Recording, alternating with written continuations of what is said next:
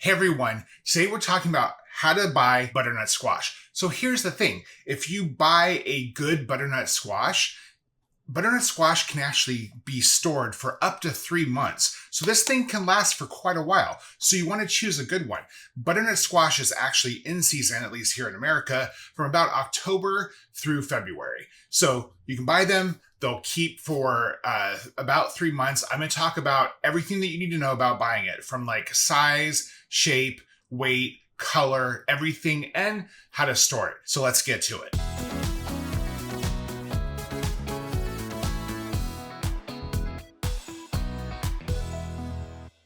Okay, so when it comes to butternut squash, size doesn't matter. I'm trying to say that with a straight face, but it really doesn't matter. It doesn't matter. It's not a key indicator if it's a good butternut squash. You can get ones in different shapes. Shape kind of maybe does matter a little bit. So here's the reason that shape matters. One, these things are a little bit of a pain in the butt to peel, right? So you want one that you can kind of grip onto.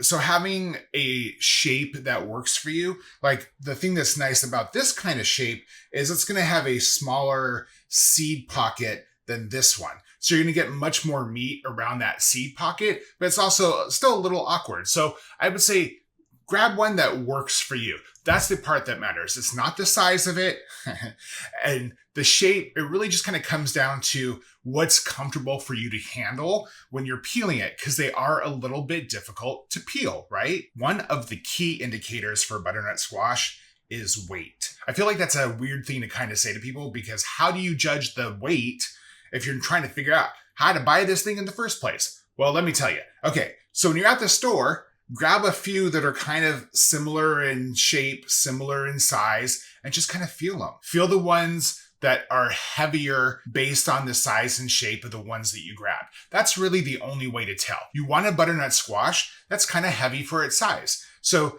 grab 3 or 4 similar shape, similar sized butternut squashes. I don't think that's right. And just kind of feel like which one is heavier. Or if you can't really tell, put them on a darn scale. They have scales in the grocery store. Do you know that? There's scales in the produce section. So use a scale and just see which one weighs more. It's a really good key indicator for a good butternut squash. The reason that you want heavier is because how do we grow food, right? We water it. We give it water, right? So the more water that we give our food to grow, as it absorbs that water, it takes on that water and it's heavier, right? So more water usually means riper. So you want a butternut squash that's heavy for its size because it's probably riper, or at least has more water. Another good indicator of butternut squash is the color. So butternut squash starts out kind of yellowish green, and as they ripen, they get a really nice tan beige color, which if there is such a thing, but I don't know, it just sounds so boring, right? Oh, you're beige. So they get a really nice beige color to them. So you really want to look for just kind of even coloring. It's okay if they have some brown streaks throughout. The main thing is you really just don't want to see any sort of green on the skin. That's a real important part. Do not pick one that has green on the skin. Aside from the color, you also want a butternut squash that has a bit of a matte finish on the peel. So it shouldn't be too shiny, because as it ripens, as that skin goes from really young and yellow and green to this lovely color of beige, the skin also gets matte. So that's what you want to look for too. You want to look for kind of a matte finish on that skin. And like watermelons, you might come across a sort of pale spot on the squash. That's okay. That's just where it was sitting on the ground. Same thing as a watermelon. It's not as common with butternut squash, but as they get bigger, if you have a larger one than this is about 2.5 pounds here. As they get larger, that might happen. So that's okay. Some darker strokes of color on the peel are okay, just no green. One way to test butternut squash is as it gets riper, as you probably are aware of. These things are a pain in the butt to peel, right? The peel gets really firm. That's something that happens as the vegetable gets more and more ripe. So something you can do to kind of test it is press it with your fingernail. You don't want to pierce the peel. You don't want to go around piercing all the peels of the butternut squashes in the market or farmer's market. But the fact that you can't easily pierce it with your fingernail, you can make a little bit of an indent, but not easily pierce it, is a good indicator that that peel is firm, which means the butternut squash is also ripe. Of course, you want to avoid any butternut squash that has soft spots or bruises. You don't want anything like that, or any, cuts or any, a few marks are common just from how these things are handled and how they grow, but no soft spots, no bruises. That just is a good indicator that that butternut squash is not ripe, or it's overripe and spoiled. Another good indicator for how to buy a butternut squash, you want a good stem. You want a really, really good stem. It should be kind of a dark brown. It should be firm. If the stem is popped off, that could be an indication that that butternut squash is overripe and that the stem came off when it was being picked and delivered to wherever you're purchasing it from. A firm stem means that that is not the case. That is not overripe. Also, if it doesn't have the stem, it's not going to hold as long. You're not going to be able to store it as long. As I mentioned, you can store these things for up to 3 months, but if the stem is missing, that ain't going to happen. So you really want a good stem on your butternut squash. So as I mentioned, kind of like watermelon, this is a controversial thing, and I'm going to say, don't even bother with it, but I want to address it because I know someone's going to comment.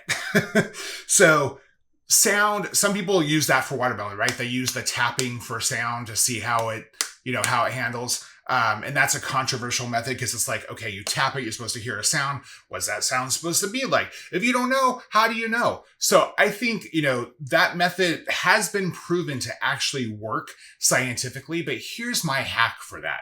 So it's not as common to use with butternut squash, but I did read a bunch of blog posts that said that they use the tap method, which I think is kind of wonky, but anyway, I'm going to still give you the information if you want to go ahead and try that out. So they did some research on this, and vibrations are a way of indicating ripeness with watermelon. And coming back to what I said before about weight, it's water, right? As you water food, it grows, it gets riper. And that's the same thing for watermelon. It's the same thing for butternut squash. And so water handles vibrations, right? So think Jurassic Park, that scene with the cup that's shaking as the dinosaur is walking towards I think it's a Jeep or whatever. So think of that scene. So that's how water reacts to things that make it vibrate. So you can use the vibration method to test if a watermelon is ripe or maybe even a butternut squash.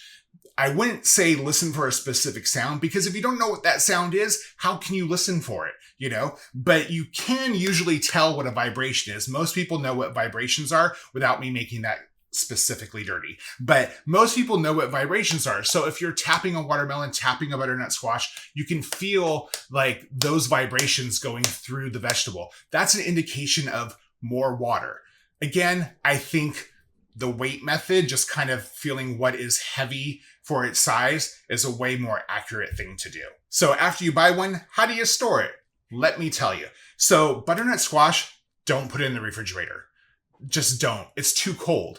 So it will keep for up to 3 months if you buy a good one, right? That's a good peel, no damage to the peel, good color, no green, good stem, heavy for its size. If you pick the right butternut squash on everything I just told you about, then this can last up to 3 months and stay fresh. But don't put it in the refrigerator because it's way too cold for the butternut squash. That level of cold will actually make it spoil faster. It's better if you just put it somewhere that's a cool, dark place. Just store it like that. This thing will keep for up to 3 months. And that is how you store butternut squash. And thank you for watching this video on how you buy butternut squash. See you guys next time.